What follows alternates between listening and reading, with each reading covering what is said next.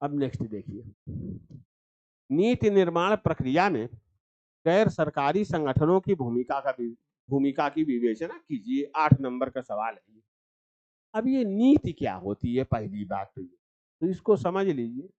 एक बड़ा उस तरह का कलेक्टिव शब्द।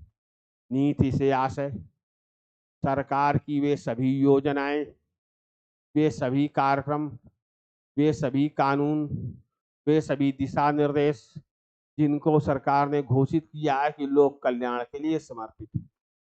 कोई भी नियम, कानून, योजना, कार्यक्रम आपने सरकार का ऐसा देखा ही नहीं होगा जिसमें ये घोषणा अटैच न हो कि ये लोगों के कल्याण के लिए।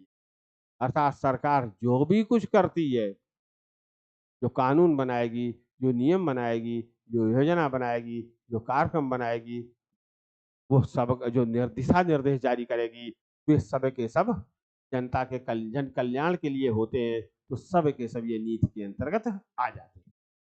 तो इन नीतियों के निर्माण में गैर सरकारी संगठनों की भूमिका। अब ये गैर सरकारी संगठन क्या है? यह निजी लोगों का सरकार से स्वायत्त एक अपना संगठन है, जो सरकार से स्वायत्त करता क्या है, जन कल्याण का काम करता है।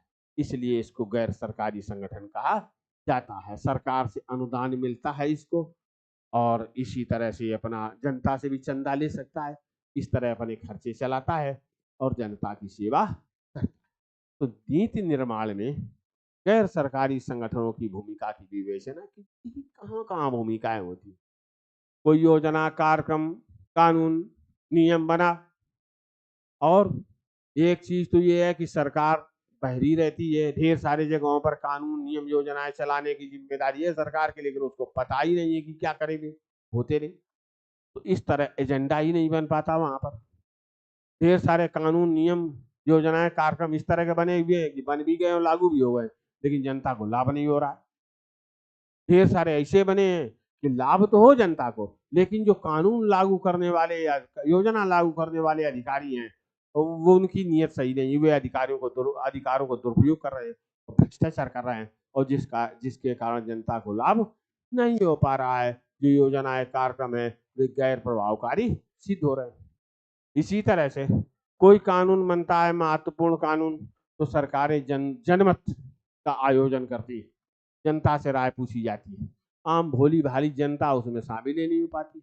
यही जो गैर सरकारी संगठन है, वो जनता को बताते हैं कि क्या है, कैसा है, ये किस तरह से इसमें शामिल हो, ये अच्छाइयाँ हैं, ये बुराइयाँ हैं, आपकी ये स्थिति, तो किस तरह की लाइन, इस तरह के जनमत सरकार को दे, जिससे जनता में, लोगों में आत्मविश्वास आता है और लोग सशक्त होते हैं और नीति निर्माण प्रक्रिया में अपनी भागीदारी कर पाते। तो बड़ी बहुआयामी भूमिका है एनजीओ की नीति निर्माण में। देखिए,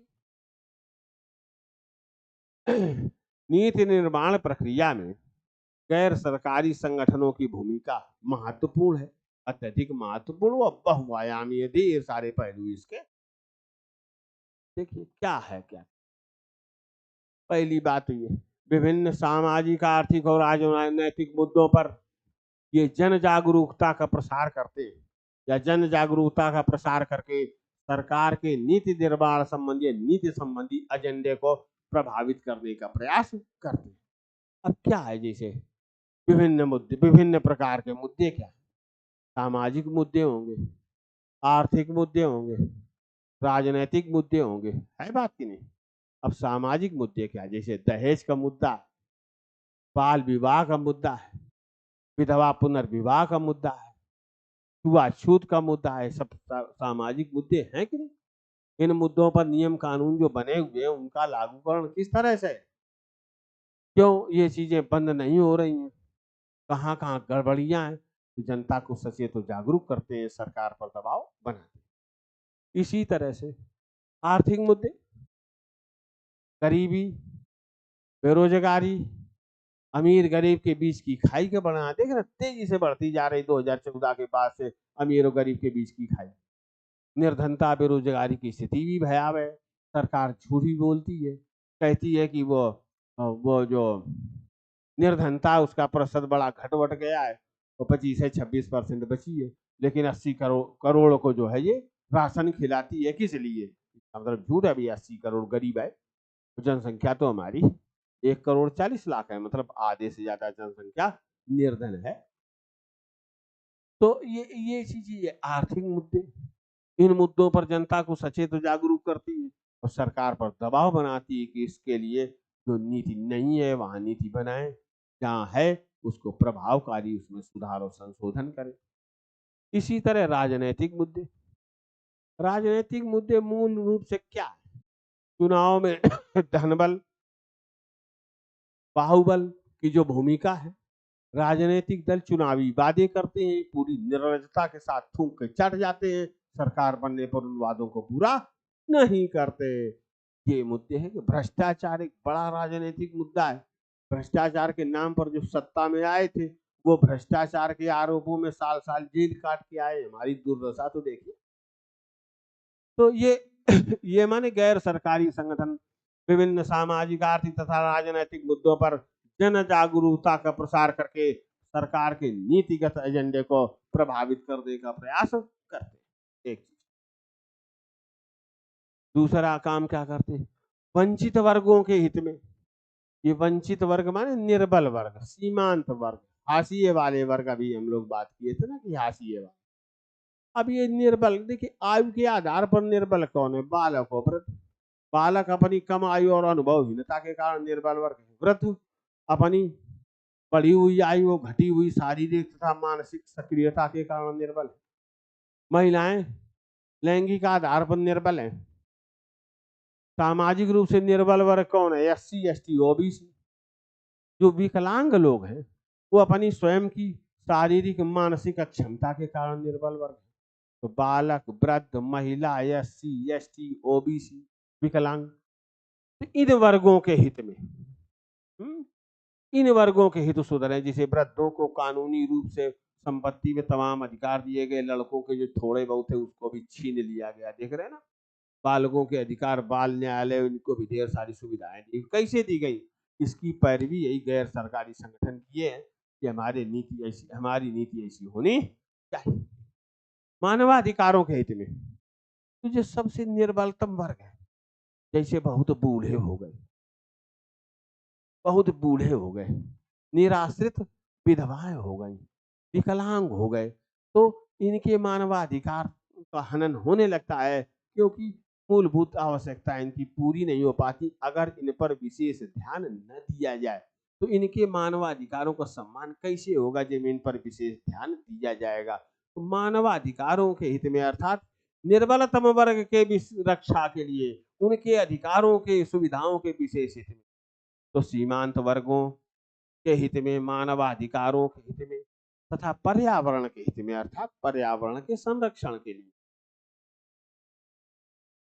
के लिए ये नीतिगत सुधारों का आह्वान करते हैं। जो वर्तमान विधान है और नियमन माने नियम जो बने हुए, उनमें सुधार और संशोधन के लिए सरकार पर दबाव डालते। तो ये नीति के लागूकरण के या नीति की प्रभावकारिता के सही अनुसंधान और विकास, समाज में योजनाओं, कार्यक्रमों के संबंध में, कानूनों के संबंध में एक गैर सरकारी संगठन करते हैं। यही आंकड़े इकट्ठा करते हैं कि 1 मिनट में कितनी महिलाएं दहेज में जलाई जा रही, कहां से आया? यही गैर सरकारी संगठन पता। तो नीतियों की प्रभावकारिता के संबंध में साक्ष्य प्रस्तुत करते, केवल सरकार की निंदा नहीं करते। अगर कोई नीति प्रभावकारी हो रही है तो उसकी एविडेंस भी देते हैं। जैसे महाराष्ट्र में लाड़की बहन योजना आई, लाडली बहन, 1,00,000 करोड़ महाराष्ट्र की सरकार पर बोझ चढ़ गया, खजाने पर भार पड़ गया और दिवालिया की, महाराष्ट्र दिवालिया हो जाए। उसने क्या किया? महाराष्ट्र की सरकार ने 2-3 महीने का एक साथ पेमेंट भेज दिया। तो महाराष्ट्र की अधिकांश महिलाओं के खाते में 7,500 करके रुपए आ गए। सरकार के खाते से 1,00,000 करोड़ रुपया खत्म। अब इस बात का शोर मचा कि पैसा जो सरकार ने बांटा है ये घूस बांटी है वोटरों को, और इस तरह खजाना खाली हो जाएगा और इस पैसे का कोई उपयोग नहीं हो पाएगा। लेकिन वहीं कुछ NGO टहल रहे थे, उन्होंने बताया नहीं, ऐसा नहीं है। तो एक ने बताया कि देखिए, एक महिला, गांव की महिला थी, उसके खाते में 7,500 रुपए आए। तो उसने क्या किया? सब्जी बेचने वाला ठेला खरीदा और सब्जी लगाना उसने शुरू कर दिया। 7,500 से वो अपना इनकम करने लगी परिवार की। एक भी पैसे ना तो दारू पे खर्चा हुए और ना और कोई फिजूल खर्ची हुई है। उसके घर गृहस्थी को इससे सहारा मिला है, उसने एक परिसंपत्ति बना ली 7,500। इसी तरह से जो दूसरी महिला थे, उसने क्या किया, सूरत से साड़ियां मंगाई और उन्हीं साड़ियों को अपना घर घर जाके बेचती है। तो उसने भी परिसंपत्ति, एक तरह की दुकान खड़ी ली, वो खड़ी की, इससे उसकी पारिवारिक आय बढ़ी। तो देख रहे हैं, ये जो पैसा बांटा गया है, महिलाओं ने उसको अपव्यय फिजूल खर्चे में व्यय नहीं किया, अपनी संपत्तियां खड़ी कर ली। वो जो निर्बल परिवार है, इससे उनकी आय का स्तर बढ़ा, इसीलिए तो सरकार होती है, इसीलिए उसका पैसा होता है। देख रहे ना, तो एविडेंस उसने प्रस्तुत कर। तो नीतियों की प्रभावकारिता के बारे में साक्ष्य प्रस्तुत कर, सरकारी नीतियों का मूल्यांकन करते हैं, अगर उनमें कमियां हैं तो उसके उन्नतीकरण के संबंध में सुझाव देते हैं। कैसे, देखिए, प्रधानमंत्री कृषि बीमा योजना बहुत फैन फेयर के साथ लॉन्च की गई थी, किसी काम की नहीं है।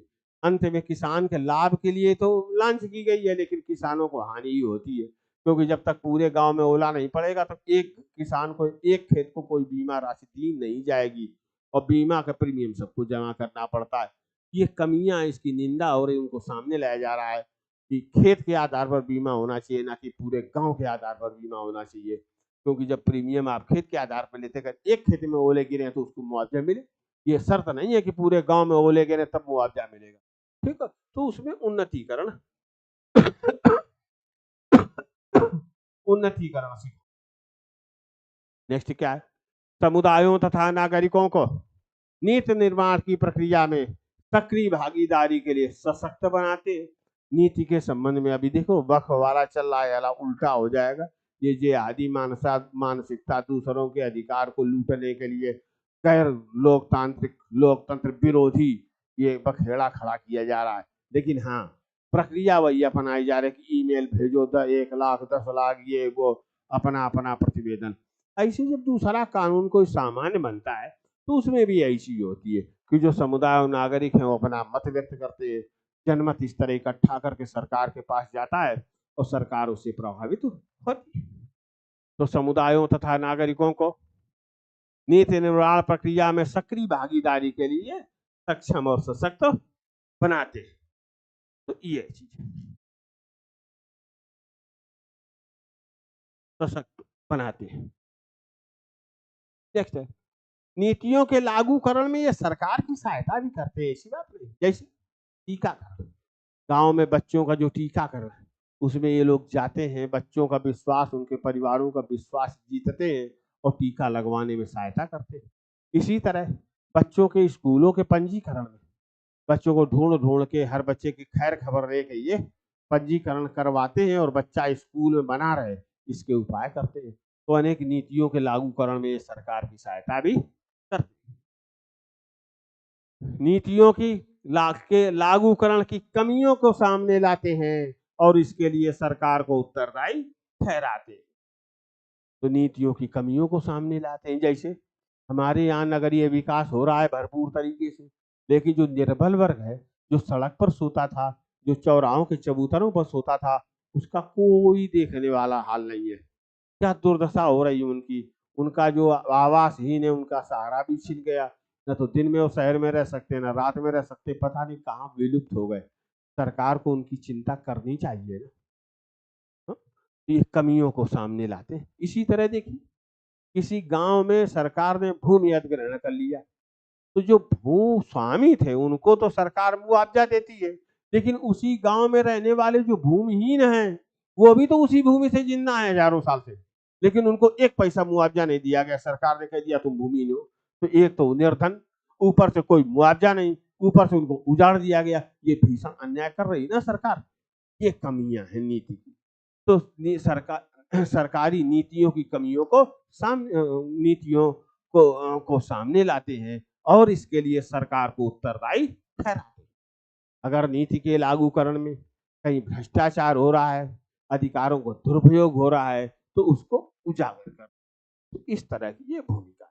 तो देखिए, इस प्रकार गैर सरकारी संगठन नीति निर्माण प्रक्रिया के संबंध में अपनी बहुआयामी भूमिका का निर्वाह करके समावेशी, माने जो सबको सम्मिलित करती हो, समता मूलक माने जो समानता समाज में बढ़ाए तथा धारणी मन टिकाऊ नीति निर्माण को ऊपर के रुख मतलब है नीति निर्माण के विकास को प्रोत्साहित करते हैं।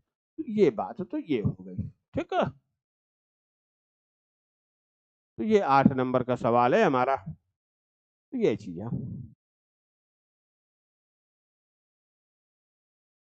ये फुल आंसर इसका दिया हुआ है, इसको देख लीजिएगा। ये भी इसमें तो शब्द संख्या भी 130 है, तो 125 शब्द है, तो 125 10 135 10% की छूट है, 137 तक आप जाएंगे, 130 है एकदम ठीक। तो